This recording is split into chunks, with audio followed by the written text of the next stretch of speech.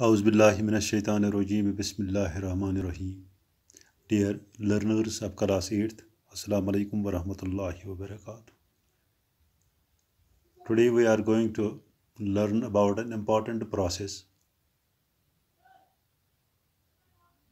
that is the process of reproduction in animals. The name of the chapter is Reproduction in Animals. It is the 4th chapter in your science book. Reproduction in animals. We have already learned about reproduction in plants. Now today we are going to discuss about the reproduction in animals. Now first of all, let us know that there are several processes which are essential for the life to exist. Among these processes, you have already learned about the process of respiration,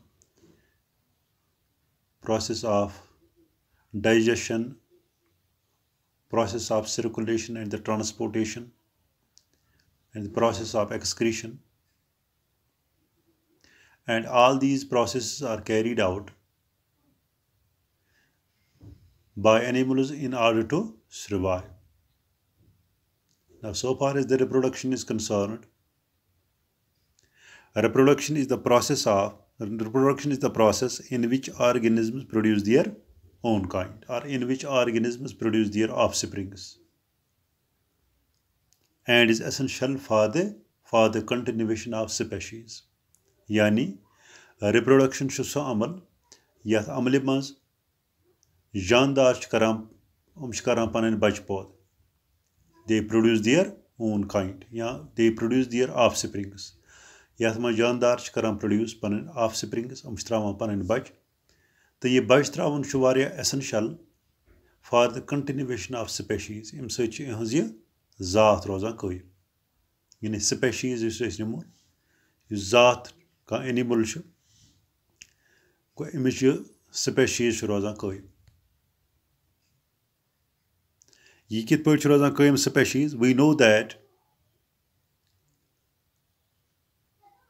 use ते कह species आसान गो अमिच life span यानी यह कतिस कालस हेक ज्यादा खुद ज्यादा जिंद रोजित. इत पे इंसान वो अप टू 100 years रोजान जिंद ज्यादा खुद ज्यादा. इन रेयर केसेस खसान बे 8-10 वरी बस तम अलाव न कह. इथा कन हर कह स्पेशीज अत लाइफ स्पैन पन फिक्स कर. तो युथ यह लाइफ स्पैन अमिस पूर गसान अगर यह पन जिंदगी पूर गुजार या अम ब्रोह अगर अमिस कह प्रेडेटर या अमिस वात पन टाइम निम दुनिया मज नेरनो तो यह ग. अगर न रिप्रोडक्शन आसे कह गो तेल गसे यह स्पेशीज गसे खत्म.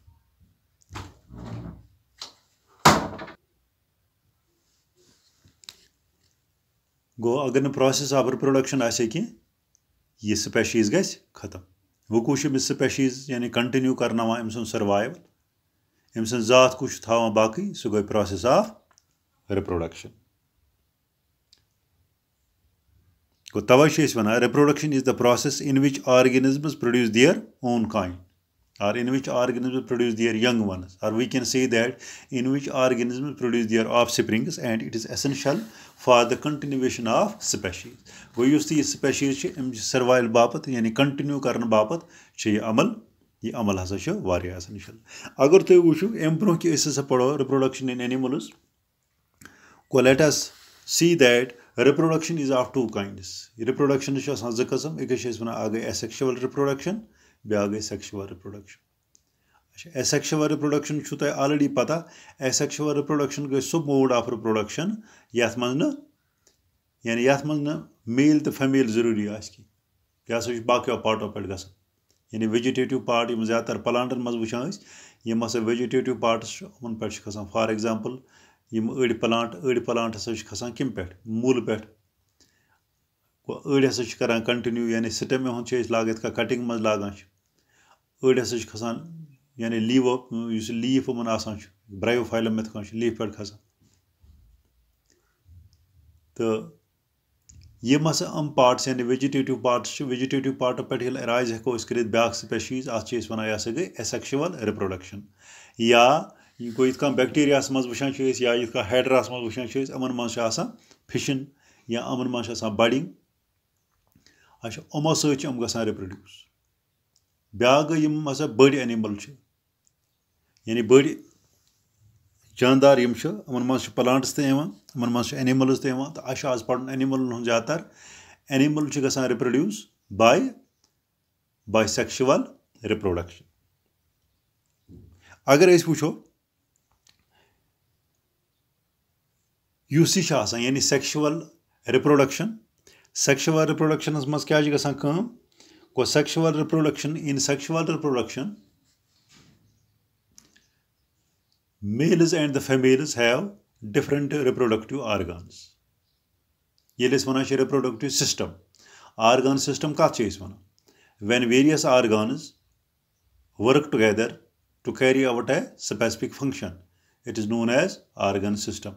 Yani yele se various organs amma se karan in coordination काम का खास काम karan at chase wana yasa go organ system.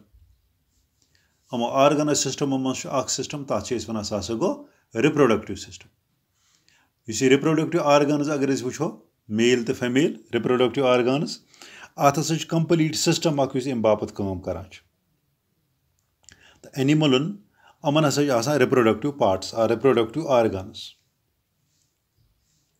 Yama reproductive organ reproductive organs करान गमेट प्रोड्यूस शाबे गैमेट्स यमन वन मेल गमेट इस फीमेल गमेट यानी reproductive organs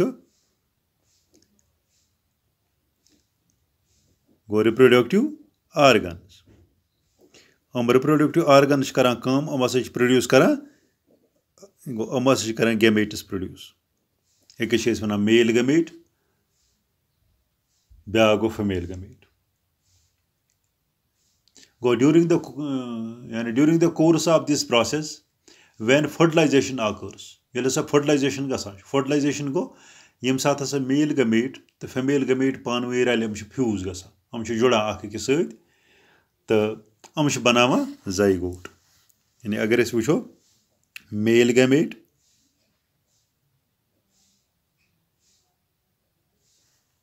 be female gamete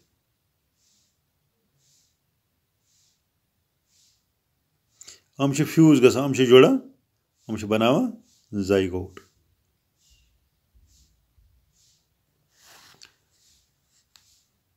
and this zygote develops into new individual yela zygotes pat गसान cell division को यह गसान develop आज बना new individual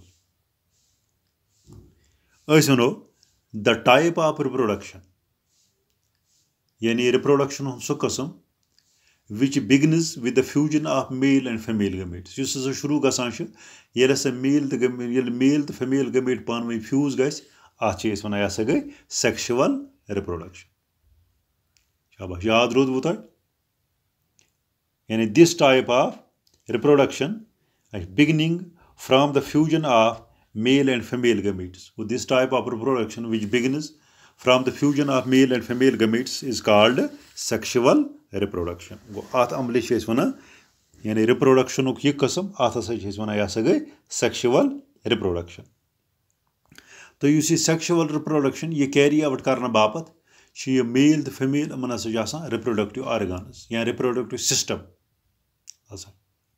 इस रिप्रोडक्टिव सिस्टमस में चाहे मेल सुंद रिप्रोडक्टिव सिस्टम या फीमेल सुंद रिप्रोडक्टिव सिस्टम अमन रिप्रोडक्टिव सिस्टमन मज क्या अमन रिप्रोडक्टिव सिस्टमन मज पर्टिकुलर रिप्रोडक्टिव ऑर्गन्स यानी अगर वो इस मेल रिप्रोडक्टिव सिस्टम गो अत मज डिफरेंट ऑर्गन्स गो पे फीमेल रिप्रोडक्टिव सिस्टम गो अत मज डिफरेंट ऑर्गन्स तो अमन ऑर्गनस मेल यानी फीमेल गमेट अत प्रोड्यूस गसान यह मेल तो फीमेल गमेट प्रोड्यूस कर यानी स्टोर कर पत स्टोर करने पत ये फर्टिलाइजेशन वक्त मेल तो फीमेल गमेट यानी पन जाय पे वातन या फर्टिलाइजेशन गसान तो यह सारे अमल करान reproductive respective reproductive systems of male and female.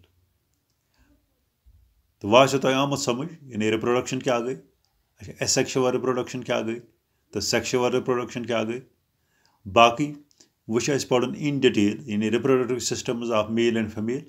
इंशाल्लाह सो पढ़ो आइंद इन वालिस वीडियोस मज। तोतां इजाज़त, खुदा हाफ़िज़।